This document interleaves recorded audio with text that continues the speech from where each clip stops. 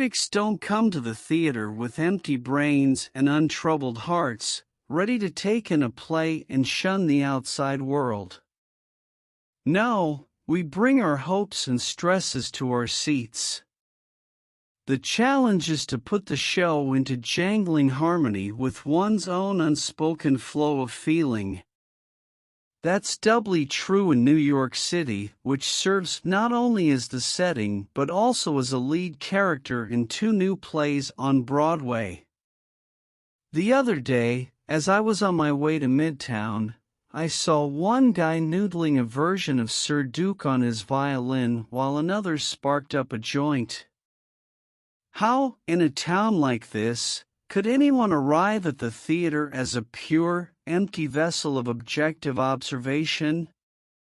So please forgive me, when I showed up in a hurry, uncomfortably exact in my timing, to see New York, a new musical at the St. James, directed and choreographed by Susan Stroman, with a book by David Thompson with Sharon Washington, a score by John Kander and Fred Ebb, and additional lyrics by Lin-Manuel Miranda. I was preoccupied with worry about the Knicks. They'd started out Game 3 of their first-round playoff series against the Cleveland Cavaliers in rare style and force, and at halftime they were up big. But then the Cavs came storming back, and, by the time I had to leave, the game was tied at 59 points. There was an irony in this that I couldn't quite name, being worked up over the Knicks, who, at the moment, are putting on possibly the best and most dramatic show in New York while settling in for a play about strivers in New York. New York, set in 1946, is about a loose group of largely undistracted young people who use the city as the staging ground for their hungrily sought aspirations. Jimmy, Colton Ryan, an itinerant piano player who can't keep a gig, is a well-worn type, the Irish trickster with a black streak of sadness in his past. Both he and his older brother, Mikey, served in the war. Jimmy as a lowly secretarial staffer, and Mikey, also a singer, as a private first class. Mikey, always the model boy, never made it home, and Jimmy's prior stint as Kid Wonder, his brother's sidekick, is long over. Now he's heartsick and taking it out on every irritated venue owner in town. When we meet him, he's arguing with one of them about the merits of a prospective new singer, Francine, Anna Uzel, a black woman from Philadelphia with stardom on her mind. She doesn't get the job, and Jimmy gets fired trying to get it for her. But soon he invites her to his instrument-bedecked apartment and begins the process of wooing her. Around this central story float several others. There's Jesse, John Clay III, a black veteran who wants to play the trumpet, and Mateo, Angel Segala, a young Cuban immigrant who, against the wishes of his abusive, homophobic father, wants to follow his dream of playing the bongos. You get it, everybody has a struggle, and the only fix is music. There's a smooth, impressively polished competency to every aspect of the show. Stroman's direction is dancerly and strong. The company members move in flowing tandem, using their bodies to echo the lively churn of the city. Beowulf Borat's scenic design is evocative, sometimes fantastic. A dense set of fire escapes, from which an entire neighborhood looks down on the street, emphasizes the watchfulness, verging on nosiness, of closely situated neighbors and the casual beauty of even the most ploddingly functional aspects of urban design. A scene that takes place in the sky, on treacherous beams of naked metal at a construction site, turns into a tap dance number, one of the best I've seen in recent Broadway shows. The songs are a mix of originals and classics from the big band era. Yes, the song New York, New York is sung, and, yes, it comes at a climactic moment and the performers deliver them with charm and energy, even if none of the melodies or lyrics from the new numbers are especially memorable. Theatergoers without much interest in story, or in how the seemingly indifferent city, hulking and unsentimental, is actually an intimate nudge, a goad to narrative, will find a lot to like about the show. But, its obvious excellence notwithstanding, New York falters when it tries to match the common cliches about the city, that it's a locus of focus and drive, a trampoline upward, toward a high, wild dream with the less linear actualities of human behavior. It's strange, Jimmy and Francine are often talking, in one way or another, about Francine's race, but the conversation almost never breaks the surface of a story whose only truly realized dimension is personal ambition. There are several oddly avoidant passages, such as a conversation between Jimmy and his harried booker. J_IMMY_, Max, listen, I need a gig.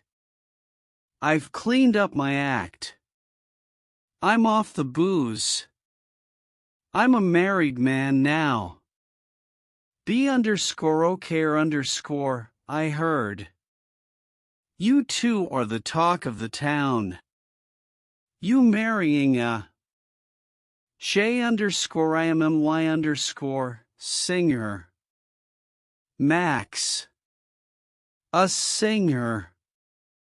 You gotta have something. There's a joke in there somewhere, but I'm not sure I get it.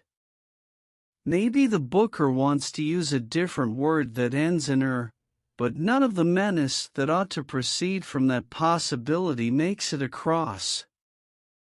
There are racists out there, somewhere, nobody's denying it, but their power can't really be felt on stage, under the lights, where the true prize is a recording contract or a steady slot on a popular radio program. Similarly, the specter of war, and its traumatizing aftermath, hangs over the whole show. One character is a violin teacher named Madame Veltri, played with heart and moving depth by Emily Skinner, who's waiting for her son to come marching home. Still, the war never serves as anything more than part of the backdrop. There's no question that the narrative of upward motion through work is part of the lore of New York. But life, here and elsewhere, is never so singularly aimed. There are accidents and coincidences, the odd passion, thrillingly unanticipated, picks you up and drops you down on a street you've never seen. You think two things at the same time. At intermission, this show runs to 2 hours and 45 minutes, unbelievable for a story that's not even close to an epic. I realized that, although I loved the dancing and liked the singing, I didn't care much about the fates of the characters. A moment later, though, standing in line for a Diet Coke, I learned that the Knicks had won the game. That's New York. One story can fizzle while another shines. The city's production value, as it were its nighttime vistas and accidental dances, its constant, unconscious song works on the soul and the emotions only because of how it sometimes underlines and sometimes cuts against the vivid, plural lives of the people on the streets.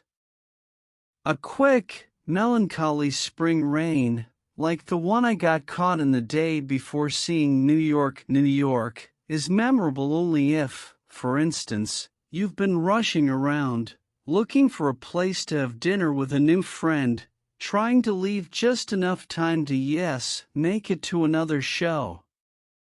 You get a better sense of this parallel music in Good Night, Oscar, a day in the life bioplay by Doug Wright, directed by Lisa Peterson, at the Belasco.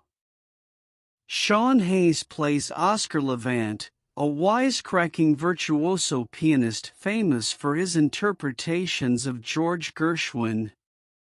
In Hayes's hands, Levant, whose mental health struggles led to bleak periods of depression and intermittent institutionalization, is a halting, harried, angry man, whose frequent hallucinations center on his regret about devoting himself to Gershwin instead of following his own muse.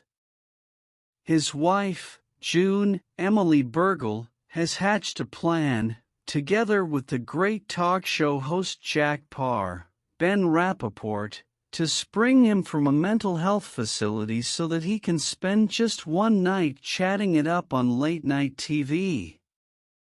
The production gets wooden when Oscar goes on long rants that are thinly veiled exposition, catching the audience up on every nook and cranny of his career. But Hayes, a classically trained pianist who puts this lesser-known gift to exciting use toward the end of the show, plays him with real soul, showing how rote ambition, being on TV, getting a bit of shine isn't all that's at stake in the big city. There's music to play, but there's also, always, a life one's own to save. You've got to do two things at once.